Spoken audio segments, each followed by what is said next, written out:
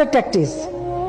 তার মানে কি মুক্তিযোদ্ধার সন্তান নাতিপুতিরা কেউ মেধাবী না, যত রাজাকারের বাচ্চারা নাতিপুতি হলো মেধাবী, তাই না?